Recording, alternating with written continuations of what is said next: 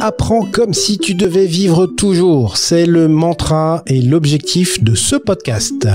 Je vous amène avec moi à la découverte de profils et de parcours inspirants au travers d'entretiens décomplexés.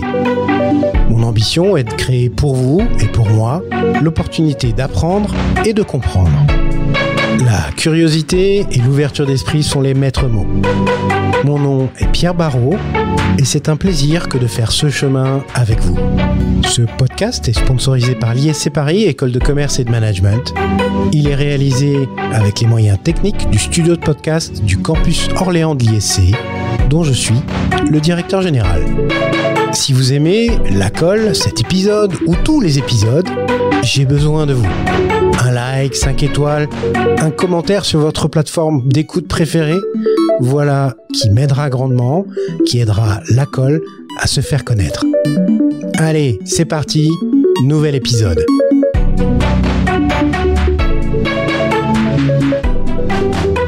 Chers amis, bonjour et bienvenue dans ce nouvel épisode de La Colle. Aujourd'hui, je pense qu'on va apprendre énormément de choses parce que nous avons le plaisir d'accueillir Adilson Borges. Borges, c'est comme ça que ça se prononce ? Borges plutôt, je dirais, Pierre. Borges. Salut Adilson, ça va ? Salut, ça va très très bien. Merci beaucoup de m'avoir invité. En tout cas, je suis ravi d'être là avec vous. Alors, c'est un vrai plaisir, Adilson. On va parler un peu stratégie d'entreprise. Tu viens de sortir un bouquin d'ailleurs qui s'appelle Test and Learn. La baseline du bouquin, c'est la stratégie des entreprises agiles. Mais avant de rentrer dans le vif du sujet, est-ce que tu veux bien, en quelques mots, pour les rares personnes qui ne te connaîtraient pas, te présenter ? Bien sûr, merci beaucoup encore une fois, Pierre. Oui, donc Adilson Borges, moi je suis actuellement le directeur de Learning et Développement pour le groupe Carrefour et également professeur de marketing à Neoma Business School. Et effectivement un passionné de tout ce qui est l'innovation collective, le fait de travailler ensemble pour pouvoir développer des innovations et améliorer la qualité de vie et nos business. Et c'est pour ça que d'ailleurs j'ai lancé ces livres dont on aura l'occasion d'en parler ensemble. Je te trouve bien humble parce que tu as un très très beau parcours et d'ailleurs j'ai oublié de le dire, j'aurais peut-être dû le lire, mais tu es un docteur. Oui, tout à fait. Je sais pas, est-ce que tu veux en quelques mots nous résumer ta carrière académique ? Avec grand plaisir.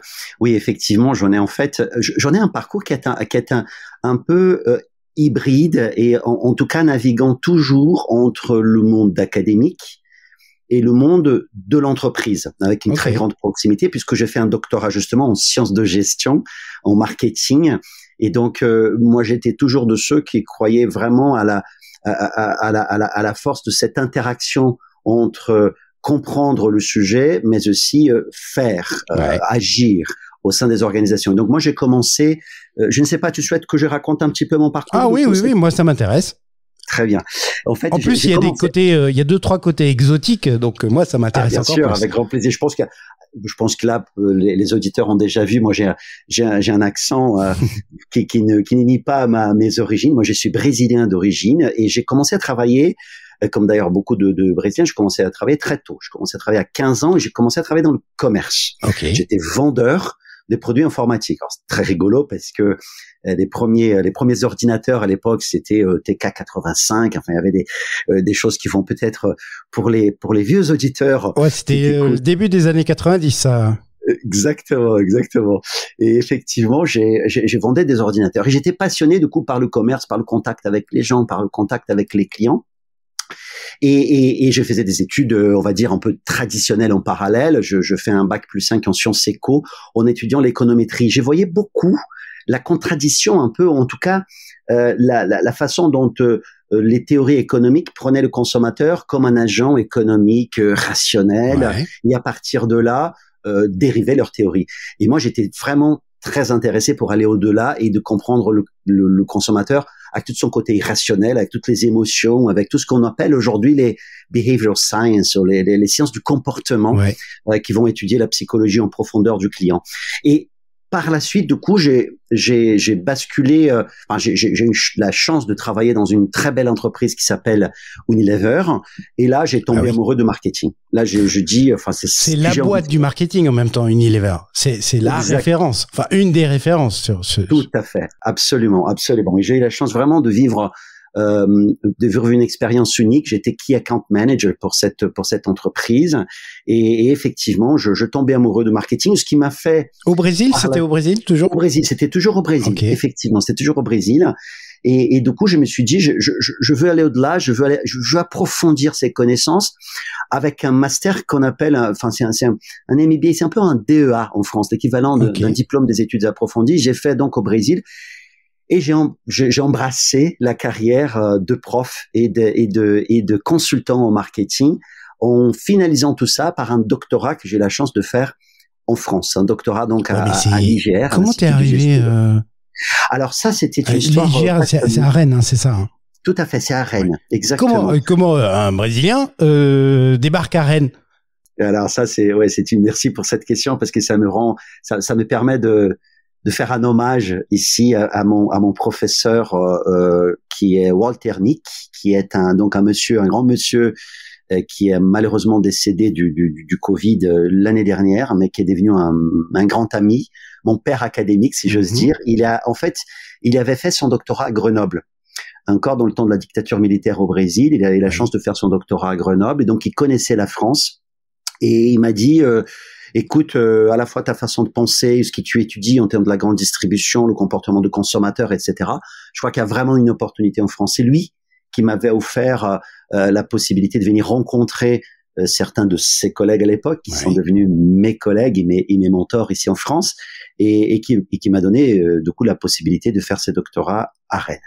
Alors doctorat plus HDR. Alors pour ceux qui sont pas versés dans l'académisme, ça commence à être le top niveau du top niveau du professeur, parce que HDR comme habilitation à diriger des recherches. Exactement. Donc j'ai fait ça. Donc au tout début de ma carrière, donc j'ai eu la chance de faire mon doctorat et après avoir une très belle opportunité de carrière, je suis convaincu de diriger une chaire avec le groupe Auchan. Dans l'école de commerce qui à l'époque s'appelait Reims Management School. Le monde de nos écoles bouge beaucoup, mais à l'époque c'était Reims Management School et j'ai dirigé donc cette chaire avec le groupe Auchan dans lequel on faisait de la recherche, de la formation exécutive et surtout une espèce de lieu de prospective sur les évolutions du marché, et notamment réinventer l'hypermarché. On parlait déjà à cette époque de comprendre les évolutions de consommation et d'être toujours dans le commerce fort d'une expérience d'achat plus importante pour pour les clients. Et ça, j'en ai fait entre 2002 et 2007 en élargissant, Pierre, là aussi j'ai une chance extraordinaire, c'est que j'ai pu élargir un petit peu les spectres de nos partenaires. On en avait commencé avec Auchan, mais ensuite on en a eu nos amis de Conforama qui sont venus se joindre à nous. Il y avait d'autres entreprises comme Decathlon, bref, d'autres entreprises qui nous ont permis de élargir, on va dire, la problématique au retail au plus large et pas simplement à l'hypermarché et à l'alimentaire, au commerce alimentaire. Donc ça, c'était super passionnant. Et le retail, c'est la grande distribution, hein, pour ceux qui n'auraient pas suivi. Merci beaucoup. Merci. C'est vrai que des fois, j'ai fait des anglicismes, je m'excuse par avance. C'est la force de métier, mais il faut pas hésiter à me... Je fais juste un aparté, mais tu as un français juste parfait. Ce français parfait, tu l'avais avant d'arriver à Rennes ou... Non, pas du tout. En fait, alors ça, c'est aussi une petite histoire que je te raconte à toi. Peu de gens le savent. Je ne parlais pas du tout français avant de venir. Au début, mes échanges parfois étaient soit en franglais ou un petit peu en anglais quand on pouvait. Mais ce qui est vraiment rigolo, c'est que quand j'annonçais à ma maman que je venais en France pour faire mon doctorat, elle m'a dit écoute, j'en suis ravi et tu ne sais pas, mais j'étais prof de français au lycée. Et tu ne savais pas? Et je ne savais pas. Je ne connaissais pas cette partie de l'histoire. Mais en vrai, ce qui se passe, c'est que le Brésil, comme d'ailleurs beaucoup de pays dans le monde, au début du siècle, était très orienté à la France. La diplomatie se faisait en français. Le français était très influent dans le monde.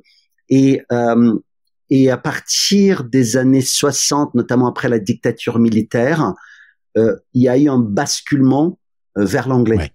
Mais ma maman, du coup, elle avait fait son éducation avant et elle parlait un peu français encore, mais elle avait perdu après, puisqu'elle n'a pas continué, mais dans son lycée, elle était même prof de français, elle a fait l'Alliance française. Et moi, j'en étais ravi, parce qu'en plus, c'était une opportunité pour nous de construire quelque chose ensemble, parce qu'après, évidemment, elle est venue me rendre visite, elle a parlé français et tout. Mais moi, en l'occurrence, je n'avais pas eu la chance, parce que je l'ai presque voulu. Je lui ai dit, mais pourquoi tu m'as pas appris quand j'étais petit? Je n'en parlais pas du tout. Et c'était en arrivant en France, avec une certaine proximité. Évidemment, ce sont des langues d'origine latine, le portugais, le français. J'ai eu la chance avec mes amis français qui me reprenaient, qui avaient beaucoup de patience avec moi et qui m'ont aidé à améliorer mon français. Voilà. Et alors, bon, je suis désolé, on passe vite dessus, mais tu es aussi passé sur les bancs de l'INSEAD. Tu as fait tu as fait un postdoc aux États-Unis, à l'Université de Californie. Tout à fait. Alors oui, c'était là aussi, je te disais en 2007, c'était une très belle opportunité. J'ai une collègue qui j'aime beaucoup, qui s'appelle Connie Patchman, qui est une professeure des plus réputées dans le marketing social et notamment dans la lutte contre le tabac, faire les messages qui vont éviter les jeunes de commencer à fumer, voire on espère aussi peut-être pour certains pouvoir les aider à arrêter de fumer. Et je suis parti là-bas travailler avec elle pendant 6 mois. Et ça a été une très belle expérience. Et après, en revenant, l'école m'a demandé de prendre la direction de l'école doctorale. Et donc, j'ai eu la chance aussi de pouvoir travailler. On en avait un projet commun d'ailleurs qui était très joli avec plusieurs autres écoles de commerce à l'époque, de construire une école doctorale, un PhD, qu'on a fait, un PhD Universa. Et ça, c'était pour moi aussi un pur bonheur parce que du coup, en plus, on pouvait accueillir des étudiants internationaux. On avait vraiment lancé des projets très proches des entreprises aussi, qui pour moi était un credo très fort. Alors, après, j'ai poursuivi les deux écoles, enfin, il y a eu là encore un projet fascinant de fusion entre Reims Management School à l'époque et Rouen Business School pour créer Neoma Business School. Et moi, j'ai eu une chance inouïe qu'à l'époque, Manding est venu me voir pour me dire je voudrais bien que tu prennes la direction générale adjointe pour tout ce qui est faculté et recherche. Donc, en gros, j'ai géré le corps professoral, j'accompagnais le corps professoral à la fois sur les dimensions pédagogiques, mais aussi sur les dimensions de service, aussi sur les dimensions de recherche. Sachant qu'une fusion comme ça, entre deux institutions, je pense que tu as eu quelques soirées agitées, quelques journées agitées, parce que ça se fait pas comme ça, hein. Absolument. C'était, alors, évidemment, au tout début, c'était d'ailleurs pour moi, puis la première expérience managériale, la vraie expérience managériale, puisque j'en avais pour le coup des responsables de département, des responsables des pôles de recherche. Enfin bref, il y avait vraiment une dimension importante avec un corps professoral, qui est très dynamique et très riche, et avec des missions super importantes, parce que d'une part, fallait réunir ces ensembles de la faculté qui étaient plutôt j'ai envie de dire habitués à se disputer un peu pour les mêmes étudiants. Donc il y avait une question de culture, dont on n'a plus deux écoles qui se battent sur le marché des étudiants, on a plutôt vraiment des collègues, il faut qu'on bosse ensemble. Donc une notion de culture d'entreprise, ou culture en tout cas d'école. Une école de campus. Exactement. Et je connais bien ça. Oui, j'imagine. Et puis aussi un élément passionnant qui était un double défi, à la fois de l'internationalisation de ce corps professoral, qu'on en a fait en 3 ans. On en a recruté plus de 50 professeurs internationaux, tous avec des PhD dans des écoles ACSB ou Equiz Accredited, tous internationaux venant de partout, et donc une petite révolution en interne, et évidemment aussi un travail fort avec mes collègues professeurs pour améliorer nos résultats en termes de recherche et d'impact auprès des organisations. Donc vraiment une expérience. Alors, première année pour moi très difficile, beaucoup d'apprentissage, mais et beaucoup de débats, bien chaleureux, parce que en plus pour la fréquenter un petit peu, la population des professeurs est pas forcément toujours la plus facile à gérer. Non, elle est très complexe, mais elle est aussi très riche. Oui. Ce que j'ai appris dans les exercices de mes fonctions, c'est que il faut vraiment faire de ça une force, ne pas rentrer dans une logique de leadership à l'ancienne, si je peux me permettre de m'exprimer ainsi. J'ai le savoir, je sais ce qu'il faut faire et on va y aller vers ça, mais de rentrer dans un débat riche d'idées et d'échanges avec une vision claire, évidemment, avec une vision d'où on va claire et des non négociables, mais à partir de là, entrer en dialogue pour pouvoir construire un projet commun. Et c'est ce qu'on en avait réussi à faire, notamment à partir de la deuxième année, et c'était passionnant parce que la faculté est aussi parfois complexe, mais elle est aussi très riche en termes de, enfin, c'est des gens intelligents et qui sont prêts à partager avec beaucoup de générosité et donner. Et une fois qu'ils s'embarquent dans le projet, ils y sont. Et d'ailleurs, les résultats de Neoma, avec mes prédécesseurs, évidemment, mes successeurs, les gens qui ont continué après moi, qui ont fait un travail remarquable d'accélération, évidemment. Mais je pense que les résultats sont là et l'école va très bien, et je ne peux faire que m'en réjouir. Alors, tu l'as dit, tu es, alors je reprends le titre sur LinkedIn, Chief Learning Officer and Carrefour University Dean. Alors, j'ai plusieurs questions là-dessus. Bien sûr. 1, comment t'arrives là-dedans? 2, Carrefour University Dean, ça veut dire que il y a une université Carrefour, donc c'est la première nouvelle. Et Chief Learning Officer, Kesako. Alors là, vas-y, lâche-toi, dis-moi tout. Avec plaisir. Alors justement, du coup, j'étais dans ce projet fascinant de fusion des deux écoles et j'en ai eu une opportunité. Il y a un chasseur de tête qui est venu me chercher pour me dire voilà, nous avons un projet, Carrefour a un projet de développement fort autour de la formation. Ils veulent développer leur université et donc voilà, ils ont pensé à toi. Et donc évidemment, on en a échangé pendant un certain temps. Les étoiles les planètes se sont alignées. Et là, je me suis dit, c'est une opportunité unique. Et je suis venu avec, il y a du coup j'ai commencé par la France et puis tout de suite après, j'ai pris le groupe et j'en ai en fait 2 casquettes pour essayer d'être très pragmatique et clair pour tes auditeurs. Une casquette en transverse au sein de Carrefour Group, dans lequel j'anime avec les différents patrons de formation pays nos efforts de formation, les efforts de formation au sein de Carrefour, qui représentent des efforts significatifs. On a plus de 3 millions d'heures de formation qu'on délivre tous les ans pour plus de 300 000 personnes qui passent dans une action de formation. C'est énorme. Aligner ces efforts de formation avec les objectifs et stratégiques du groupe. Et c'est là où je parle de Chief Learning Officer. C'est vraiment presque plus qu'un titre, c'est presque une vision de la fonction learning au sein de nos organisations. C'est qu'elle soit vraiment actrice dans le développement et dans l'accélération de la transformation stratégique de l'entreprise. Que la formation ne soit pas simplement on va envoyer les gens à se former. C'est pas juste une obligation de l'employeur ou un pinceau, etc. Exactement, mais qu'on la visualise vraiment. Ce que je pense est le cas de plus en plus d'entreprises et je m'en réjouis, c'est d'aller vers quelque chose qui est intégré dans le plan strat de l'entreprise et qui permet à la fois à l'organisation de se transformer et de se développer vite et évidemment en parallèle à nos collègues, à nos collaborateurs, d'être toujours au top de leur game, d'être toujours au meilleur de leur performance et de leurs compétences.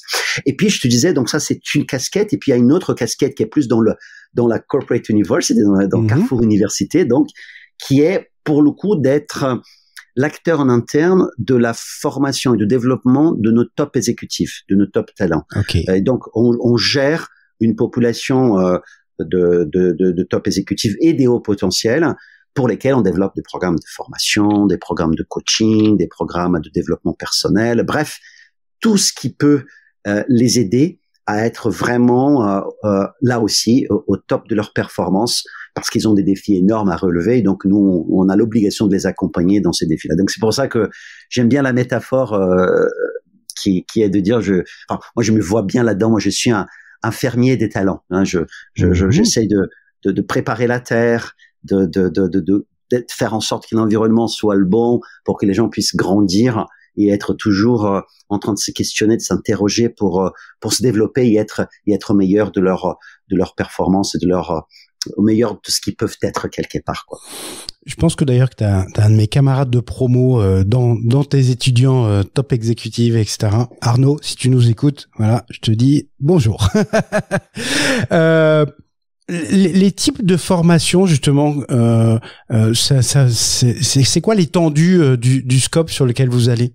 Aujourd'hui, je dirais qu'il y a fondamentalement 3 blocs. On a une partie qui est un peu bon, il y a des choses qui relèvent du traditionnel, des indispensables. On est sur des choses du style hygiène, sécurité ou des choses comme ça qu'on va faire qui peuvent être importantes. Je ne parle pas forcément des top exécutifs, je te parle au global, ouais. Voilà, exactement. Donc là, c'est des choses qui sont fondamentales parce qu'il y a de la rotation au sein des collaborateurs et donc il faut toujours qu'un collaborateur qui est dans un rayon pâtisserie, fromage, quand vous arrivez au magasin, il y a des questions d'hygiène sécurité, il y a des questions qui sont voilà, non négociables et qu'il faut toujours être sûr qu'elles sont simplement parfaites pour avoir une belle expérience client. Puis après, il y a tout un autre bloc qui est un bloc, je dirais, un peu autour justement de transformation majeure qui vit l'entreprise. J'entends par là, et c'est vrai dans notre secteur, mais ça n'est pas seulement dans notre secteur, beaucoup de transformations sociales et sociétales qui impactent la façon dont on fait le business. Par exemple, très concrètement, la transformation digitale en est un exemple majeur. On faisait hier certaines choses, d'ailleurs le Covid l'a montré, c'est vrai qu'il y a des réunions qu'on faisait avant en présentiel, aujourd'hui parfois on le fait à distance. Donc comment on le gère, comment on l'accompagne, ces transformations-là, comment accompagner à la fois un collègue en magasin de pouvoir renseigner nos clients sur toutes les applications qu'il peut utiliser pour entrer en contact avec Carrefour, pour connaître davantage les produits qu'il consomme, jusqu'à un manager au siège qui va organiser une réunion online et donc qui veut savoir des tips et être sûr de pouvoir l'animer d'une façon correcte pour garantir l'engagement de son équipe dans les temps qui sont les nôtres. Donc la transformation digitale en est un exemple qu'il faut accompagner la culture, à la fois sur la méthode, l'utilisation des outils, mais aussi sur la culture de vivre dans ce monde un peu digital pour que tous puissent être aussi embarqués dans ces transformations au service de nos clients, évidemment. Et puis, je dirais qu'il y a un troisième bloc, Pierre, qui est pour moi très important aussi. Oui, t'as ton truc qui fait schlong, mais c'est pas grave, on coupe pas. Hein. D'accord, ok, parfait, excellent. Parce que ça, je vais le mettre en mute tout de suite. Voilà. C'est fait, pardon. Effectivement, c'est la vie de. Mais c'est notre vie de tous les jours. Ça clongue dans tous les sens. Exactement, c'est tout à fait vrai. Et donc, je disais effectivement un troisième bloc qui pour moi est tout aussi important, qui est le leadership, qui est accompagner nos managers. Et là, je parle de tous nos managers, au sens large. Là aussi, à pouvoir être les leaders dont on en a besoin pour transformer l'entreprise, pour accompagner nos équipes et pour faire en sorte qu'on puisse être tous alignés autour de notre stratégie au service de nos clients. Et donc là, évidemment, quand je te parle de programmes de leadership, ça peut être des programmes très méthodologiques. C'est quoi la méthode agile? Ouais, parce qu'on peut se poser la question, est-ce que le leadership s'enseigne? Exactement. Et donc oui, moi je suis un ferveur. Je pense que cela s'enseigne. Je pense que il faut. Alors, c'est pas le cours qu'on peut avoir quand on est, je sais pas moi, au lycée ou avant. Enfin, il faut vraiment être dans une méthodologie qui est propre, avec beaucoup de workshops, avec beaucoup d'actions, beaucoup de mise en situation. Mais je pense que ça s'enseigne à la fois sur ces dimensions techniques, mais aussi sur ces dimensions savoir-être. Intelligence émotionnelle, ce qu'on appelle, je pense, à tort, les soft skills. Hein, c'est des choses qui pour moi sont extrêmement importantes. Pourquoi à tort? Parce que je pense qu'ils sont pas soft du tout, c'est du hard. Je pense que c'est des choses qui s'apprennent et je pense qu'elles sont extrêmement complexes à prendre en place, à appréhender. Et donc elles exigent justement un travail de fond qui prend du temps. Et le fait de l'appeler soft, ça paraît un peu un truc. C'est les deep skills alors. Exactement. Moi, je pense que le mot il est beaucoup plus chouette déjà. C'est vraiment. En plus, c'est là où on voit le learning dans toute son expression majeure quelque part et dans sa puissance majeure. C'est que du learning, il faut vraiment engager le learner. On peut faire de la formation, sans que personne n'apprenne rien. C'est-à-dire que c'est vrai. On l'a tous vécu au moins une fois dans sa vie. Exactement. On vient, on a le savoir et puis on le partage. Or, moi, je pense que le learning est le bon mot parce que le learning implique le learner et c'est l'apprenant lui-même qui peut, en écoutant ce cours, ou en pratiquant justement les enseignements, en s'interrogeant sur sa pratique, dire tiens, là peut-être que je n'étais pas trop à l'écoute de ce qui m'est demandé Pierre, ma capacité d'écoute n'était pas bonne, j'ai peut-être parlé trop et écouté un peu moins, donc il faut peut-être que je développe ça, je vais chercher peut-être un podcast sur le sujet, je vais peut-être aller dans cette formation, je vais en tout cas me prendre en main sur le sujet et à chaque fois m'interroger sur ma pratique et donc m'améliorer, là en l'occurrence dans mon exemple, dans un soft skill qui est la capacité d'écoute. Et donc ça, je pense que c'est vraiment l'emblème même de learner, acteur de sa formation, qui est pour moi l'avenir de la formation elle-même. Donc voilà, pardon, je c'est une digression et une nouvelle avenue pour notre échange, mais je pense que si j'y récapitule pour nos auditeurs, 3 éléments clés. Les éléments un peu de base, les indispensables, l'hygiène, sécurité, les formations un peu traditionnelles, et puis après tout le pilier des grandes transformations de notre organisation, et puis la partie leadership. Tout ça, c'est très, si on le dit comme ça, c'est un peu juste énorme. T'es donc le doyen d'une université où il y a 300 000 étudiants. C'est ça, c'est exactement ça. Excuse-moi du peu, mais voilà, ça pose le bonhomme quand même. Dans tout ça, c'est quoi le plus grand challenge que tu aies eu déjà? Enfin, tu es arrivé, ça existait déjà ou tu l'as créé? Et tu vois, ma question aussi, c'est sur la conduite du changement. Le fait de former ses salariés, ok, alors il y a un certain nombre d'obligations pour l'entreprise, etc., mais à t'entendre, ça devient, en tout cas pour Carrefour là, c'est un outil de stratégie.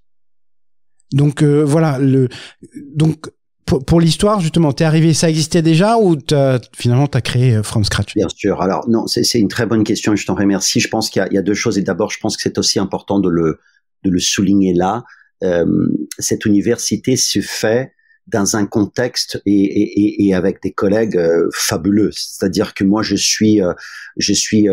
la chance de servir Carrefour à côté des patrons de formation de chacun de ces pays qui sont eux-mêmes dans des structures RH pays et d'ailleurs à qui ils répondent hiérarchiquement, qui sont juste phénoménaux, quoi. C'est des gens qui sont tous les jours proches du terrain, parce qu'il y a cette complexité aussi, tu sais, Carrefour, comme beaucoup d'autres entreprises d'ailleurs, mais est très décentralisé. Chaque pays est très autonome aussi dans ses actions, parce que on part d'un présupposé simple, mais qui pour moi est très important, c'est que plus proche on est du client, plus on a des chances de bien comprendre ce qu'il veut. Et donc il faut vraiment être dans une logique un peu de décentralisation pour être aligné dans la façon dont on peut répondre aux besoins du client. Mais effectivement, donc il y a une structure avec des patrons de formation de pays. Nous, ce qu'on fait, c'est qu'on anime, et c'est ce qu'on en a fait en arrivant justement, tu vois, c'était de mettre en place cette structure un peu de partage international dans lequel on s'est dit, mais vous, dans chacun de vos pays, comment ce que vous faites s'aligne bien avec les stratégies du groupe? Quels sont les KPIs, par exemple? Les indicateurs clés de performance. Exactement, merci beaucoup. Les key performance, les indicateurs. Les indicateurs clés de performance, en effet, qui sont importants pour nous. Comment on va, pour pouvoir justement avoir une vision commune. Comment ces indicateurs, du coup, qu'on en a mis en place ensemble, collectivement, là encore avec mes collègues, qu'est-ce que cela veut dire? Comment cela répond à les stratégies? Comment on les relie à les stratégies de transformation qu'a souhaité Alexandre Bompard. Donc tout ça se fait vraiment en collectif. On est vraiment dans une démarche de ce type-là. Et puis un autre élément qui m'est très cher et tu le sais, et j'en parle beaucoup dans le livre aussi, c'est la notion de faire ça collectivement au service aussi du partage des bonnes pratiques, du collectif, d'aller plus vite ensemble, de faire en l'occurrence du test and learn, c'est-à-dire d'être un peu dans une logique. Si tu me fais ma transition, c'est parfait. Enfin voilà, si. Dans lequel on fait justement, tu vois, comment on peut ensemble aller plus vite, tout en testant, en innovant, mais en partageant ces bonnes pratiques pour que ce qui est d'ailleurs tout à fait compréhensible arrive encore trop souvent, c'est que une innovation fantastique qui était faite au Brésil soit reproduite peut-être à Taïwan ou en Pologne parce qu'on n'en avait pas entendu parler, et finalement on réinvente la roue à chaque fois, ce qui est vraiment dommage. Ce qui est vraiment dommage à la fois pour l'organisation, mais aussi et même pour les gens qui le vivent. Donc ce qu'on a vraiment un vecteur majeur, ce que j'essaie de mettre en place au sein de cette communauté de l'université, c'est de justement dire faisons en sorte de partager nos bonnes pratiques, d'être toujours à l'affût des tests qui sont faits par nos différents collègues, et derrière, ça nous permettra justement d'aller plus vite, plus loin. Alors, raconte-nous un petit peu l'histoire de ce bouquin, Test and Learn. D'où est venue l'idée, comment tu l'as conçu, et puis de quoi ça parle? Merci beaucoup, Pierre, de me donner l'occasion. Alors, c'est vrai, effectivement, en plus, le bouquin vient de sortir, il est sorti hier, donc je suis effectivement très content. Hier, et on est début septembre, l'épisode sera en octobre, donc voilà. Il est déjà dans les bonnes librairies, je mettrai les liens vers ce qu'il faut.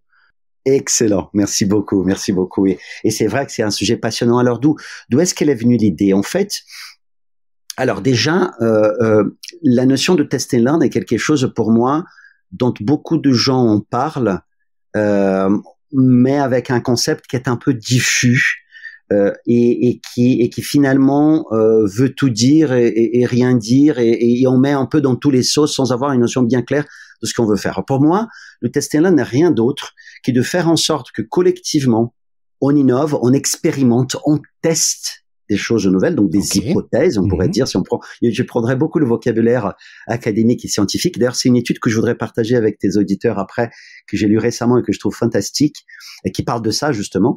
Mais donc, de test and learn, c'est cette façon d'expérimenter les choses d'une façon collective, mais aussi d'être sûr que ces tests sont bien faits pour avoir des apprentissages et donc des partages de bonnes pratiques pour qu'on puisse justement accélérer les transformations dans nos entreprises. Donc, parce que le test, finalement, enfin l'expérimentation, c'est pas très nouveau. On fait des expérimentations scientifiques depuis. Il y a un moment, pour avoir du feu, on a dû tester des trucs.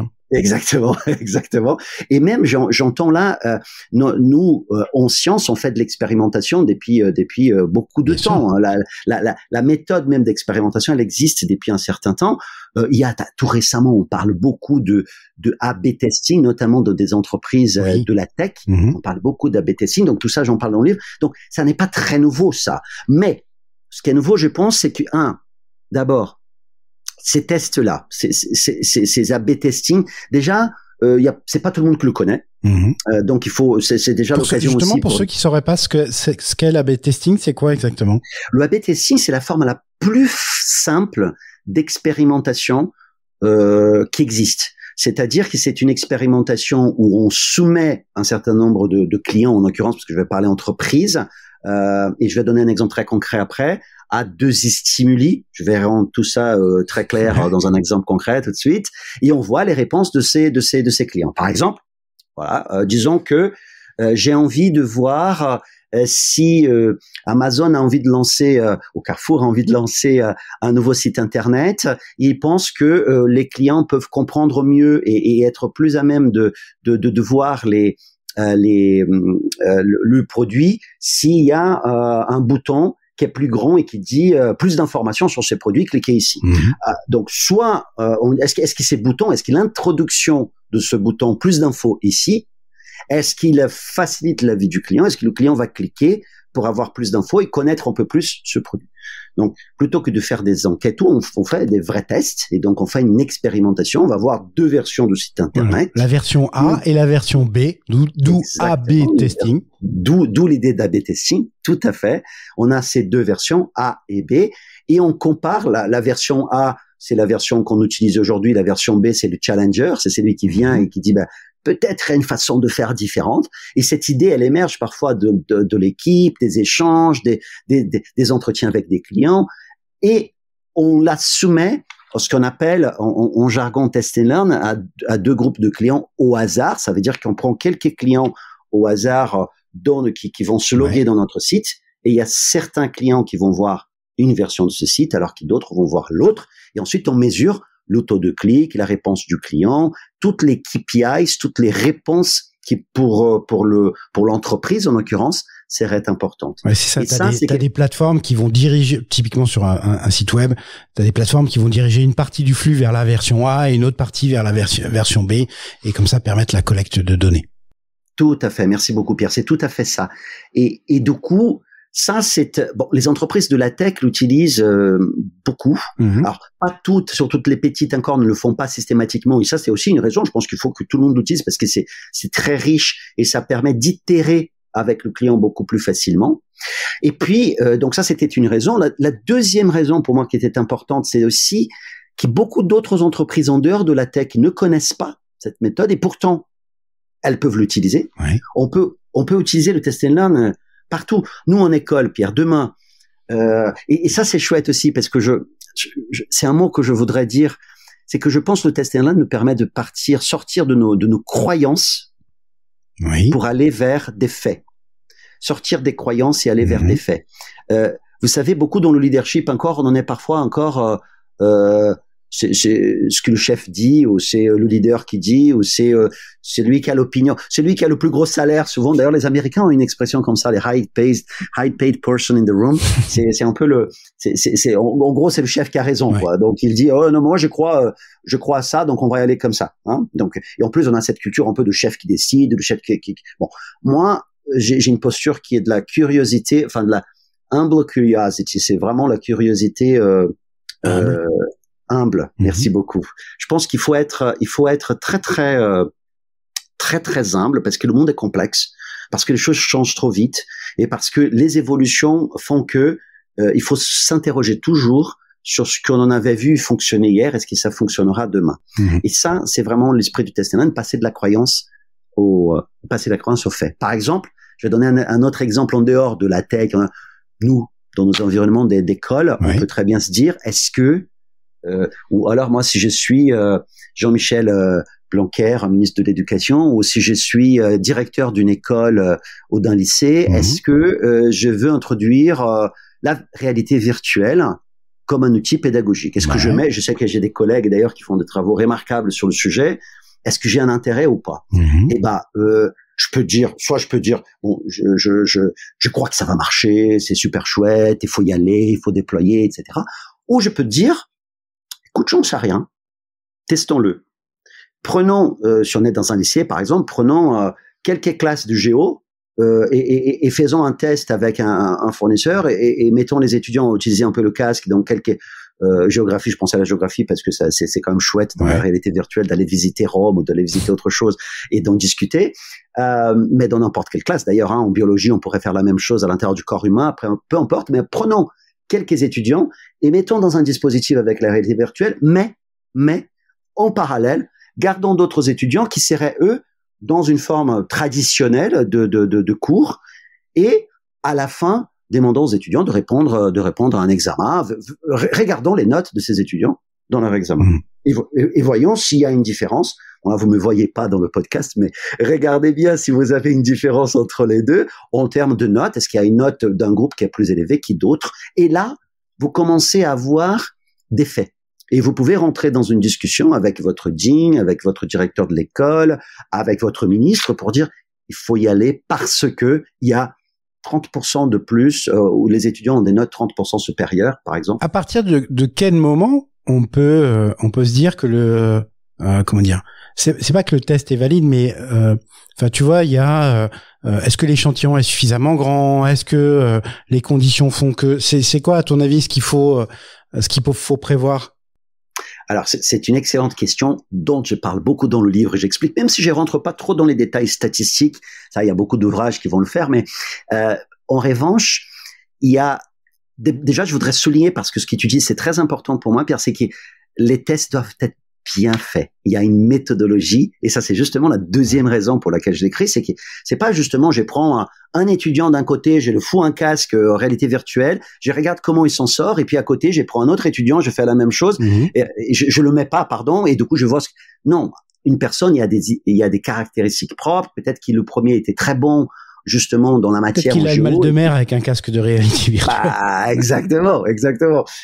Donc il faut un minimum d'échantillons, il faut bien penser son hypothèse, mais bon, normalement, ce qu'on dit, et c'est variable, là encore, j'en explique un petit peu dans le livre, hein, évidemment, les choses sont un peu plus complexes, mais d'une façon simple, moi, on doit avoir, pour chaque unité de manipulation qu'on fait, la manipulation étant le A versus le B, par exemple, oui. On devrait avoir au moins 30 individus, 30 points data dans chacun de ces groupes. Okay. Donc, au moins une 60aine de personnes. C'est un peu la règle un peu holistique autour de trucs, heuristique autour de ça. Mais chaque expérimentation va être différente et j'en parle un petit peu dans le livre justement pour donner, mais merci pour ce passage parce que c'est vraiment très important. Pourquoi? Parce que si on fait un test n'importe comment, on dit, voilà, on va faire un test, c'est chouette, j'ai lu un livre, test, et là, machin, je vais sortir, je vais faire un test. Mais je fais un test qui n'est pas bien exécuté. Il y a ce qu'on appelle des biais. Il y a des erreurs méthodologiques, oui. Si vous préférez. Eh ben, on perd en crédibilité. C'est quand on vient, disons que je fais mon test là avec 5 étudiants d'un côté, 5 étudiants de l'autre, et je viens tout content auprès de mon directeur et j'ai dit bah voilà, j'ai fait, je voudrais vraiment avoir de la réalité virtuelle partout. Il va me dire c'est chouette, mais attends, c'est qui les 5 personnes là qui tu as fait? Ah ben attends, celui-là je connais, il est très bon en géo de toute façon, l'autre est fils de la prof, bref comme tu l'as dit. C'est-à-dire qu'à tout de suite il y a des biais. Et donc ça va décrédibiliser ma démarche. Et ça va même décrédibiliser le test and learn. En plus, il faut pas s'y leurrer. Dans nos organisations, on est tous des êtres humains. On en a tous nos croyances à nous. Moi, je crois que ça va marcher. Et c'est pour ça que j'ai fait le test. Et donc, du coup, mais les autres personnes, peut-être qui ont d'autres croyances. Et comme on en est humain, et je sais que tu as un spécialiste qui vient bientôt aussi parler avec toi des biais cognitifs et tout ce qu'on fait dans les sciences comportementales, ce qui est un sujet qui est très cher pour moi aussi. Et ben, vous vouloir défendre notre point de vue. Ça s'appelle le biais de la confirmation. Oui. Et ben, ça, si vous avez pas un test un peu béton quand même, un peu sérieux, bien fait, je peux vous dire que les autres qui croient autre chose vont vous challenger. Et ça va être difficile pour vous vraiment de vendre votre idée. Et en plus, au passage, et c'est dommage, on a un peu décrédibilisé l'approche elle-même du test and learn. Et ça, c'est donc, du coup, j'en finis là. Ouais. La deuxième raison pour laquelle j'ai fait mon livre, c'est pour démocratiser la bonne méthode de test and learn. Est-ce qu'il y a des contextes où on ne peut pas du tout être sur une logique de test and learn? Excellente question, je te remercie. La réponse est oui, et ça va me donner peut-être la clé pour vous parler de la troisième et dernière raison pour laquelle j'écris ces livres. Ah, tu vois, on est connecté. Pour moi, une raison majeure qui est que le test and learn n'est pas qu'une méthode, est aussi une culture. Mais alors d'abord, je réponds à la question. Oui, il y a des questions pour lesquelles il n'est pas approprié, ou en tout cas très compliqué, de partir dans une logique test and learn. Par exemple, plus vous partez dans des sujets qui sont des sujets stratégiques au sein des organisations, oui. Et plus on va être dans des situations dans lesquelles on n'en a pas la capacité de faire de l'échantillonnage, on n'a pas la capacité de faire du A/B testing ou un test un peu scientifique, même poser une hypothèse qui soit cohérente. Donc, plus on va des sujets opérationnels dans lesquels on tourne tous les jours et donc du coup on peut faire du changement incrémental, plus on est sur de test and learn. Vraiment. Plus on va sur des sujets, je dirais presque uniques, et c'est pour ça que je parle des stratégiques, et je veux donner un exemple concret tout de suite après, et plus ça va être compliqué de l'imaginer dans une approche test and learn. Par exemple, supposons que vous êtes dans une entreprise et que vous êtes avec votre comité de direction et que vous souhaitez élargir vos opérations vers un autre pays. Oui. Et vous dites, je veux ouvrir des opérations de notre organisation dans un pays au Brésil. Oui. Voilà, je veux créer une nouvelle filiale au Brésil. Oui, à la limite, vous pouvez dire pourquoi le Brésil, pourquoi pas l'Indonésie, l'Afrique ou je sais pas où, et puis je peux faire un test and learn avec les pays. C'est quand même compliqué d'aller pouvoir ouvrir des filiales dans ces pays, peut-être dans 2. En plus, je vous ai parlé là tout à l'heure des échantillons et tout, et de se dire, je vais mesurer statistiquement pour voir si c'est plus. Enfin, vous voyez bien que le déploiement de cette ouverture d'une action, elle est trop trop cher Oui. pour permettre de faire ça d'une façon expérimentale. Donc, encore une fois, le test and learn ne peut pas répondre à tout. En revanche, par exemple, je vais pousser l'exemple jusqu'au bout. Supposons que vous êtes dans une entreprise maintenant vous êtes dans une entreprise qui conseille des organisations sur des fusions et des acquisitions et qui justement, votre job, vous êtes dans une entreprise de conseil qui accompagne les entreprises à ouvrir des filiales dans des pays. Oui. Peut-être que dans ces conditions-là, vous êtes dans une situation dans laquelle vous accompagnez ou vous ouvrez des filiales tout le temps dans tous les pays du monde sur des secteurs d'activité différents. Mmh. Tout d'un coup, vous avez un recul qui vous permettrait peut-être de dire, tiens, si on faisait un petit changement de la façon dont on ouvre dans un pays versus un autre, qu'est-ce que cela nous donnerait? Vous voyez ce que je veux dire? Donc, il y a potentiellement une différence là-dessus. Et là, vous pourriez utiliser le test and learn pour une problématique à la même. Mais l'entreprise elle-même qui souhaite s'y lancer, donc une décision stratégique majeure, c'est compliqué. Je dirais que c'est pas approprié de rentrer dans une méthode test and learn. En revanche, et c'est là où ça me permet de faire le lien, plus qu'une méthode, au vu de la situation aujourd'hui économique, technologique qu'on a, plus qu'une méthode, le test and learn est vraiment une culture. Et j'y passe toute une partie du livre justement à parler de ça. Il y a toute une partie qui est dédiée à comment construire une culture de test and learn. Reprenons le même exemple. Ce comité de direction, je vous ai dit tout à l'heure, qui se pose la question d'aller au Brésil ou pas, d'ouvrir sa filiale au Brésil, ne pourrait pas lancer une méthode pour tester la probabilité d'aller mieux s'ils partent au Brésil ou pas. En revanche, qui dans ce comité-là, il y a une culture, et dans cette organisation-là, et une culture de test and learn, permettra des conversations qui sont différentes de celles qui ne l'avaient pas. Par exemple, une culture test and learn facilite aussi ce qu'on en appelle la psychology safety, c'est-à-dire et là, aide-moi à traduire, c'est la sécurité psychologique. Ouais, c'est se sentir en sécurité, tout simplement. Exactement. Le sentiment de sécurité. Exactement. Que les gens disent ce qu'ils pensent, en fait. Et on sait bien qu'il est parfois pas aussi simple que ça de dire ce qu'on pense. On peut avoir. C'est hyper difficile à atteindre. Exactement. Et c'est d'ailleurs, encore une fois, je suis désolé, j'ai fait une petite parenthèse, mais il y avait une étude de chez Google, un projet qui s'appelle Projet Aristote, qui a été fait il y a quelques années de ça déjà, qui montrait, ils ont étudié des équipes chez Google. Oui, je vois. Si tu vois l'étude dont je parle, je trouve ça passionnant. Sur 200 équipes, ils ont testé 200 équipes. Enfin, ils ont analysé 200 équipes. Ouais.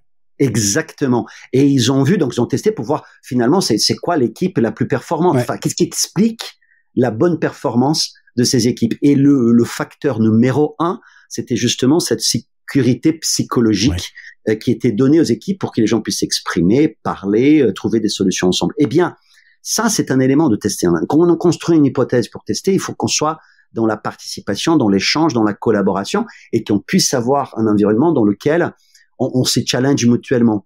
Si cette équipe, si le boss dit, eh ben, je veux aller au Brésil, en plus je suis brésilien, alors ça tombe bien, on va y aller au Brésil, et vous vous taisez, en gros, j'ai raison, et voilà pourquoi on va y aller au Brésil, eh ben, c'est sûr qu'il y aura pas beaucoup de débats, surtout pas de débats contradictoires, pas peut-être d'hypothèses qui sont soulevées, pas peut-être des comment on appelle ça, des assumptions, des prédispositions, des choses qui seraient déjà ancrées, les croyances de chacun qui seraient peut-être challengées.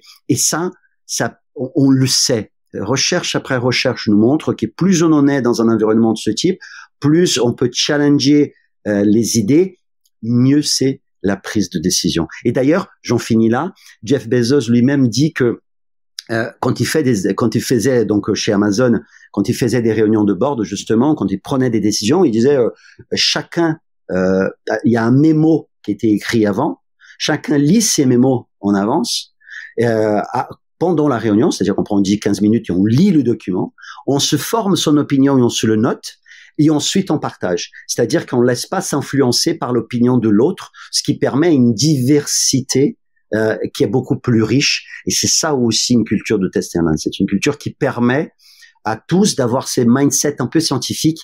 Et c'est ça que je voudrais te parler tout à l'heure, mais peut-être que tu reviendras. C'est une étude très récente que j'ai lue. Non, mais vas-y, enchaîne. Bon, écoute, parce que alors, ok, j'ai fini le raisonnement là, j'ai fait le lien. Et donc, c'est Jeff Bezos qui disait ça. Donc, il faut vraiment mettre ça en musique parce que du coup, tout le monde peut s'exprimer et la prise de décision, elle est beaucoup plus qualitative. Parce que justement, les gens ont une mentalité, un mindset test and learn, Ouais. un mindset un peu scientifique. Et j'ai voyé ça dans une étude très récente d'un groupe de chercheurs italiens. Ce qu'ils ont fait, c'est qu'ils ont pris des startups. Ils ont pris une centaine des startups et qu'ils ont accompagné avec là aussi avec un plan d'expérimentation. Ils ont séparé en deux groupes complètement au hasard, pile ou face. Toi tu vas là, toi tu vas là, et poursuivre une formation. Tu sais, ces formations traditionnelles qu'on a dans des incubateurs d'accompagnement de lancement des startups. Ouais. Une formation un peu en entrepreneuriat dans lequel on voit notre stratégie, on check notre plan d'action, on vérifie notre campagne marketing. Bref, les accompagner pour lancer leurs produits. Sauf que les chercheurs avaient introduit pour un de ces groupes, donc souvenez-vous là mon histoire d'A/B testing, Ouais. donc on est dans un plan d'expérimentation avec deux groupes. Dans un groupe, ils ont suivi la formation traditionnelle, comme on a toujours été donné, donc pas de nouveauté là-dessus. Mais dans le deuxième groupe, ils ont appris à changer leur mindset. Et ils ont, plutôt que de dire voilà mon lancement de produit, c'est ma maquette, c'était une hypothèse. Ils ont appris à réfléchir autant que scientifique. Ils ont dit c'est mon stratégie, c'est peut-être une hypothèse sur le marché. Les produits, mon MVP, ça va être ma manipulation et ça va être, je vais tester si ça va fonctionner ou pas. Bref, ils ont appris à rechallenger toutes leurs idées. Encore une fois, le mot m'échappe. Assumptions, c'est leur prédisposition, leur croyance, ouais. D'une façon avec un mindset test and learn, un mindset scientifique. Okay. Ces entrepreneurs-là ont été accompagnés donc pendant leur formation, mais ensuite ils ont été accompagnés pendant 1 an pour voir les résultats qu'ils obtenaient. Et alors, ce qui est fantastique, c'est que le groupe donc qui a suivi la formation avec un mindset test and learn, il a pivoté beaucoup plus, mais surtout il a un chiffre d'affaires de 4 fois plus important, ah oui, qui le groupe de contrôle. Ça, c'est un argument de poids, ça, monsieur. C'est un argument fantastique. Et une des raisons, Pierre, ce qui est fascinant dans l'étude, je trouve que leur étude est vraiment chouette, c'est qu'ils montrent que une des raisons pour laquelle ils ont justement obtenu des résultats business beaucoup plus percutants, c'est justement parce qu'ils ont pivoté plus et plus rapidement. Ils étaient moins attachés à leurs idées. Tu sais, ils étaient plus... Mais justement, ça m'amène à un truc qui me trotte dans la tête, là, en t'écoutant. C'est la logique de la culture de l'erreur ou du fail. Parce que il y a beaucoup alors d'entreprises, de sociétés, de tout ce qu'on veut, d'ensemble humain, dans laquelle l'erreur ok, elle est humaine, mais elle n'est pas acceptable. Ou alors tu sais que si tu te plantes, c'est ta carrière qui se plante avec. On dit souvent d'ailleurs que les Français n'ont pas cette culture de l'erreur, à contrario des Américains. Comment alors même que ta logique test and learn, la logique test and learn dit si on teste, il y a de fortes probabilités que ça se plante quand même. Donc comment on fait pour distiller cette culture de l'erreur? Comment on fait pour qu'une organisation et les hommes et les femmes qui la composent acceptent cette logique d'erreur? C'est une excellente question. C'est une excellente question. Je pose que des bonnes questions aujourd'hui. Ah, ça, je le sais, je le sens depuis tout à l'heure. Et en plus, c'est vrai que c'est un des piliers dont je parle dans le livre et qui est un des piliers justement de cette culture du test and learn. Et d'ailleurs, tu as dit le mot tout à l'heure, c'est-à-dire que, si on est sur notre coup, ça veut dire qu'on n'a pas besoin de tester, certes, mais ça veut dire qu'on n'est pas en train d'innover. On est en train de faire la même chose. Sinon, ça serait pas d'innovation. Donc c'est dangereux. Si on est toujours en train de faire la même chose, c'est, surtout dans les temps actuels, c'est très dangereux. Mais alors, la culture de l'erreur, elle est fondamentale pour pouvoir développer vraiment une logique de test and learn. Parce que si tu veux tester, c'est que tu ne connais pas le résultat. Et donc, si tu connais pas le résultat, forcément, en tout cas, tu as un risque d'erreur. Bien sûr. Deux commentaires là-dessus. D'abord, alors complètement d'accord avec toi sur la notion des latins, je dirais même, mais les Français en particulier, mais les latins d'une façon générale avec cette notion de l'erreur où on apprend depuis tout petit. Voilà, on lève le doigt si on est sûr, parce que si on en est un peu là, on va se faire prendre une par la prof, par la maîtresse, par le maître, et donc tout d'un coup on prend pas de risques. Et ça c'est très ancré et très emblématique, je pense, de nos cultures. D'ailleurs, aux États-Unis, dans les pays anglo-saxons, c'est beaucoup moins le cas. Il parle beaucoup de fail fast. D'ailleurs, le fail fast était traduit par le droit à l'erreur à un certain moment, et je pense que c'est pas forcément la bonne traduction. Et Je vais te dire pourquoi. Le truc, c'est si on se plante, faut se planter vite, comme ça on peut rebondir. Exactement. Et du coup, on retire des apprentissages. Parce que je crois que dans l'erreur, il y a cette notion, tu sais, il y a une dimension dans l'erreur, et le mot erreur, il est pas bon, parce que l'erreur, il peut être aussi, j'ai fait n'importe comment, je prends pas attention à ce que je fais, je commence à raconter, tu vois, je sais pas, je suis, il y a c'est plus la logique d'échec. Même pas ça encore, Pierre. Il y a une erreur qui est pas acceptable. C'est l'erreur, je prends pas attention à ce que je fais, j'ai fait n'importe comment. Je suis, tu vois ce que je veux dire, il y a un mot pour ça qui m'échappe maintenant, mais inexcusable. Je suis, voilà, je suis pas professionnel, je prends pas attention à ce que je fais. Il y a un mot, ça va me revenir tout à l'heure. En revanche, quand je suis dans une logique de dire, là, on a un problème, je veux tester quelque chose. Enfin, pardon, je veux pas même encore tester, mais je pense qu'on pourrait faire autrement. Je pense qu'on peut faire mieux. Je pense qu'on peut, tu vois. Et ben là, je rentre dans une zone de risque et donc du coup, je suis évidemment que je vais prendre des risques et donc je peux me planter. Mais je le prends parce que je sais que je peux en faire mieux. Et il y a ce ton là entre, je suis dans une chirurgie à cœur ouvert et je suis désolé, mais j'ai bu tout la veille.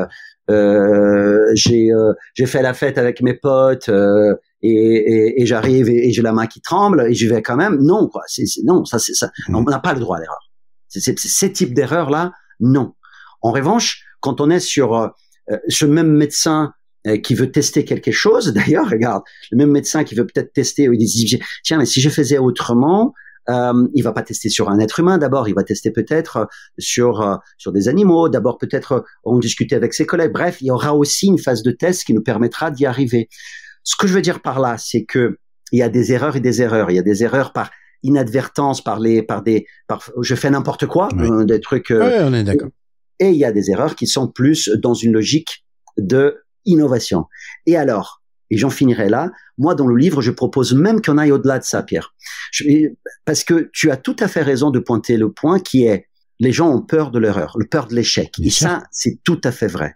Et je pense que plutôt que de lutter contre cette sémantique-là, parce que du coup, moi, je me souviens quand j'étais avec un collègue dans l'école, justement, où je disais, je prenais le droit à l'erreur, on y va, on va tester les choses, on va faire différemment, il faut qu'on change. À un moment donné, il y a un de mes responsables de département qui me dit, ouais, ton truc du droit à l'erreur, là, on te voit bien venir, hein, parce que tu parles, mais quand il y a un problème, je suis sûr que ça va être différent. 3 claques derrière la tête. Exactement.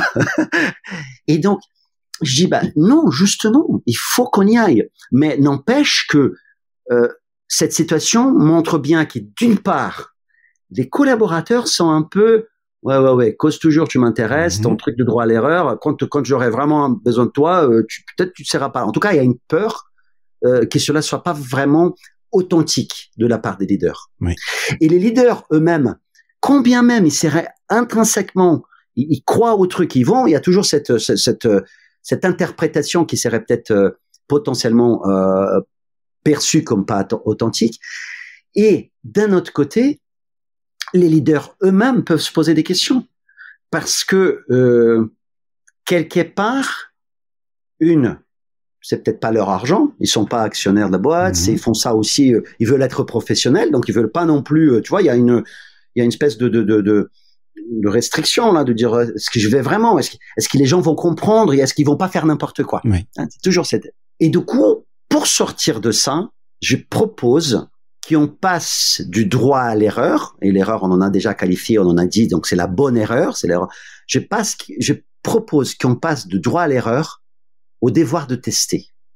Parce que pour le coup, on est toujours dans la bonne intention, c'est-à-dire qu'on a toujours envie que les gens testent des choses, il y a un devoir presque de tester, d'aller chercher parce qu'on va tester quelque chose qui est nouveau, on va pas tester quelque chose qu'on fait déjà.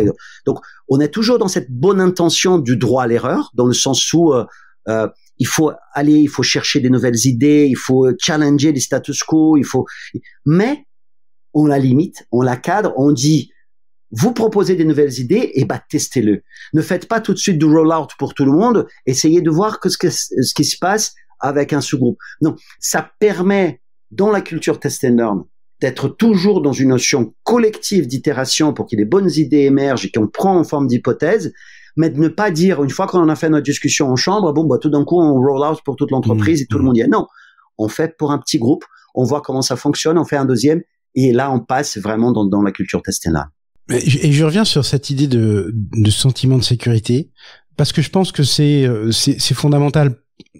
Ok, sur cette logique de test and learn, mais de manière générale, moi je suis fan d'un gars qui s'appelle Simon Sinek, qui notamment dans son bouquin Leader Eat Last parle de ça, de comment justement un leader doit pouvoir créer ça, parce que ça libère les énergies, ça libère les idées, et on a parlé de service aux clients. Ben là aussi ça peut considérablement améliorer les choses. Enfin voilà, il donne plein d'exemples aussi. Super intéressant. Je profite d'avoir un professionnel du learning, justement. Je reprends ton terme, mais j'aime bien cet anglicisme-là. C'est quoi l'avenir du learning? What is the future of learning, my dear? Écoute, c'est une question passionnante. Alors, je pense que la base, le contexte pour pouvoir répondre à cette question est un contexte dans lequel on voit là encore l'accélération des transformations majeures, et donc un besoin qui n'était pas le même d'aider tous à maintenir leur niveau de compétences par rapport au marché. Ouais. C'est-à-dire qu'il y a, je sais pas moi, une cinquantaine d'années, on apprenait un truc, on faisait toute sa vie professionnelle autour de cette machine, de ces trucs, et on finissait, on prenait la retraite, et on était à peu près sur le même cas de travail. Or, aujourd'hui, je sais pas toi, mais moi, je me rends compte que il y a 5 ans, on ne parlait pas de Google Meet, on ne parlait pas des outils qu'on est en train d'utiliser là, et on ne connaissait strictement rien. L'accélération, notamment par la technologie, fait que on est challengé de partout, et il faut réapprendre constamment. Ouais. La technologie, c'est la base, et donc il y a des outils qu'il faut apprendre à utiliser, mais pour le coup, elle change aussi la manière dont on collabore ensemble, donc on crée de la valeur ensemble, donc ça veut dire qu'il faut aussi s'y réinventer sur nos fameux soft skills dont on parlait tout à l'heure. Il faut être peut-être plus à l'écoute autant que leader, il faut être plus en collaboration, plus bottom-up plutôt que top-down. Bref, il faut être dans une logique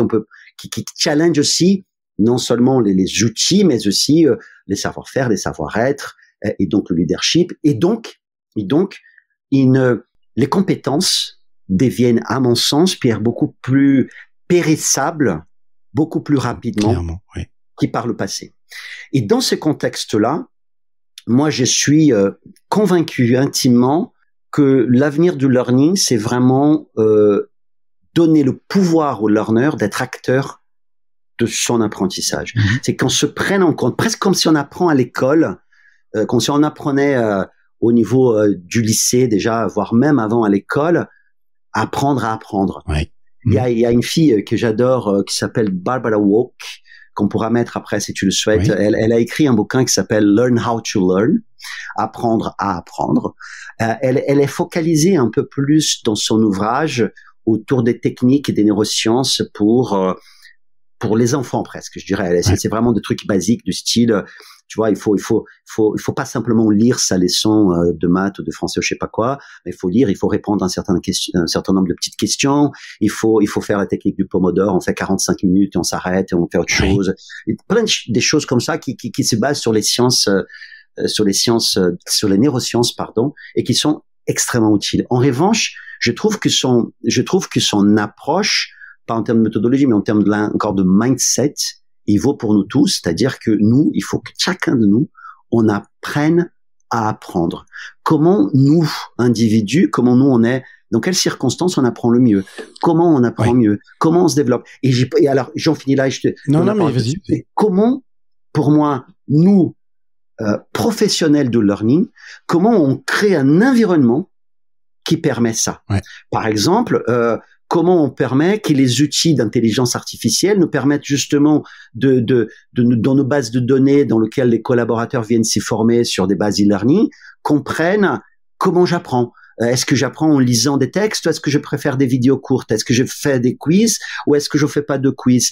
Et du coup, que je façonne le contenu. Tu as parlé de Simon Sinek. Personnaliser le contenu, c'est-à-dire que personne n'a finalement le même parcours. Exactement. On en a des parcours qui sont individuel, basé sur les préférences même de l'individu et aussi sur les sujets qui pour lui sont importants. Et là, j'ai relié à la deuxième tendance pour moi de fond, qui sont aussi là aussi personnalisé par rapport à son job, par rapport à de quoi il a besoin. Parce qu'on en a des tonnes d'exemples sur des choses qu'on va expliquer à quelqu'un, mais qui va pas utiliser dans sa réalité là tout de suite, et du coup il va oublier quand il aura besoin. Et combien de nos étudiants même on le dit, oh là là, si je t'avais entendu quand tu m'avais donné le cours sur ça, ça et ça, parce que là j'en ai besoin. Et donc il y a vraiment cette notion de personnalisation, mais au-delà de la personnalisation, Pierre, c'est vraiment si l'individu lui-même n'a pas la motivation, du coup, qui vient avec le fait d'être acteur de son développement, je peux personnaliser ce que je veux, il sera pas à l'écoute. Donc, il faut vraiment que ça soit un peu les deux. Donc, nous, notre fonction demain, c'est d'instiguer l'intérêt, de faire cette motivation, de donner envie, de créer cette curiosité, de dire, et puis, une fois que la curiosité est là, de permettre dans un environnement sans couture, sans difficulté, facile, à qui je rentre en contact avec les éléments qui vont me permettre d'apprendre. C'est des profs, c'est des contenus, c'est des quiz, c'est des expériences, c'est tout ça pour développer cette capacité de se renouveler rapidement. Écoute, c'est passionnant tout ça. Je m'étais pendant que tu parlais, je me suis juste souvenu aussi. Je reviens juste 2 secondes sur le test and learn, mais de l'histoire du bouton like chez Facebook. Pourquoi? Parce que historiquement chez Facebook il n'y avait pas de bouton like et ils sont allés en test and learn justement là-dessus sur quelle forme, etc. Et puis vous imaginez bien, c'est pour ça aussi que je peux te poser la question sur les limites, parce que là on est sur des volumes. C'est-à-dire que quand on fait un rollout ou un déploiement, sur toute la base de Google, de Facebook, je sais plus combien, ils sont à 1 milliard et des brouettes quand même d'utilisateurs. Ça se fait pas comme ça. Et effectivement, là, il y a une indispensable nécessité à tester pour aller au bon endroit, ou en tout cas là où veut aller l'entreprise. Pour tous ceux qui auraient envie de te contacter, Adilson, c'est quoi le bon média pour toi? Alors, moi, évidemment, je suis très ouvert à échanger sur tous ces sujets qui me passionnent, et que ce soit le learning, l'innovation. Le plus simple, vraiment, c'est LinkedIn. Simplement, soit vous me followez sur LinkedIn, au Twitter également, mais n'hésitez pas à prendre contact par LinkedIn. Moi, je suis ravi, j'essaierai ravi de poursuivre l'échange sur cette plateforme. Parfait. De ta connaissance, on a parlé de l'exemple Carrefour. Il y a dans les grosses entreprises ou dans les entreprises justement, les schémas d'université d'entreprise sont pléthores. Il y en a beaucoup ou c'est encore très rare?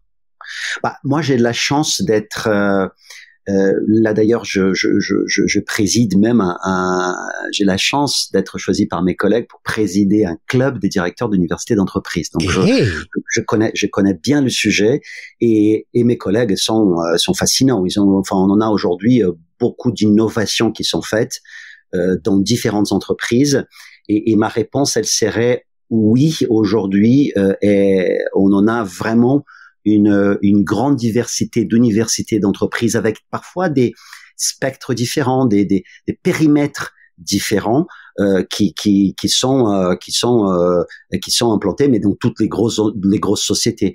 Et d'ailleurs, j'en profite de cette plateforme Pierre pour inviter nos amis. Je pense que le podcast sera en live avant cette date. On organise une très grande conférence internationale avec l'ESCP qu'on appelle The Future of the Corporate University, le futur de l'université corporate justement, qui aura lieu le 15 octobre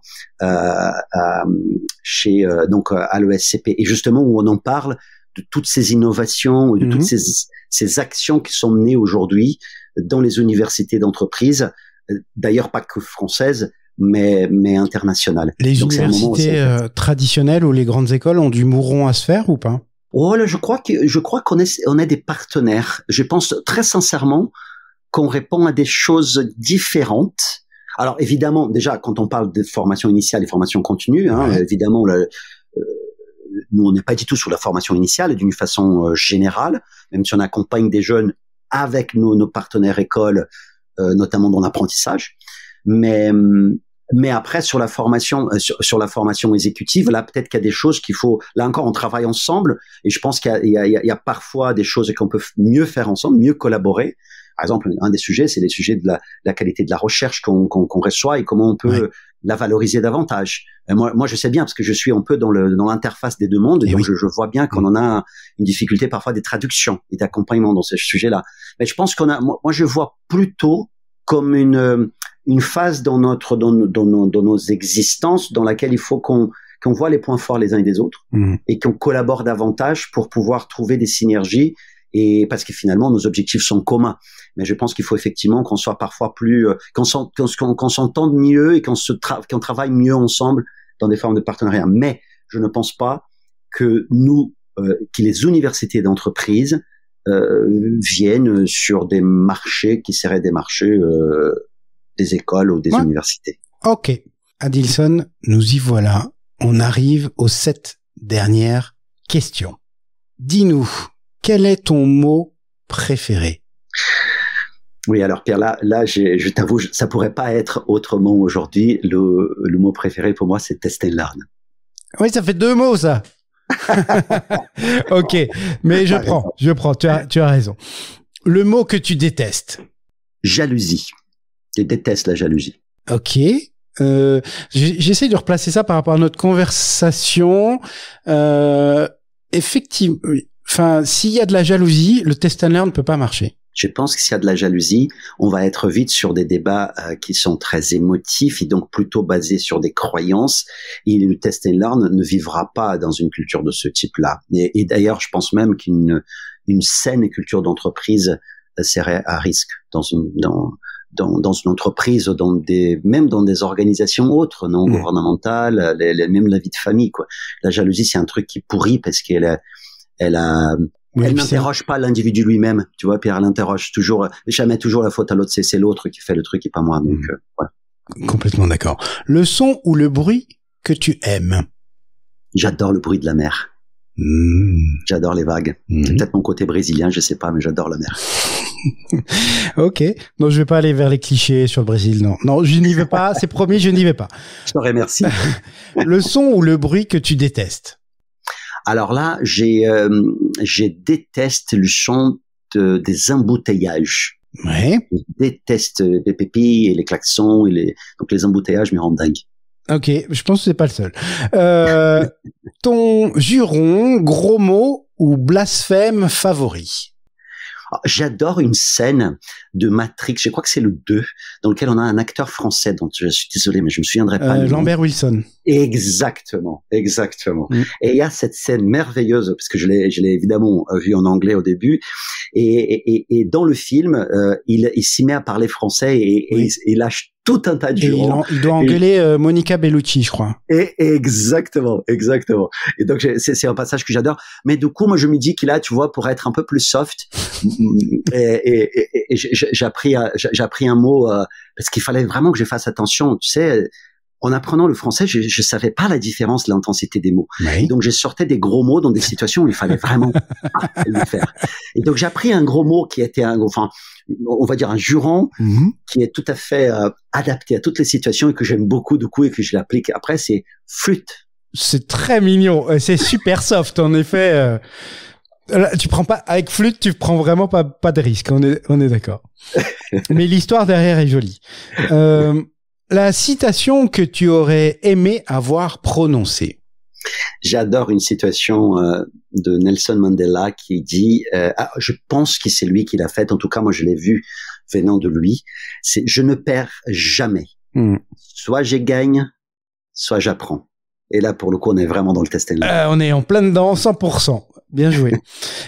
Si Dieu existe, qu'aimerais-tu, après ta mort, l'entendre te dire? J'adore cette question. C'est vrai que je l'ai tournée un peu là.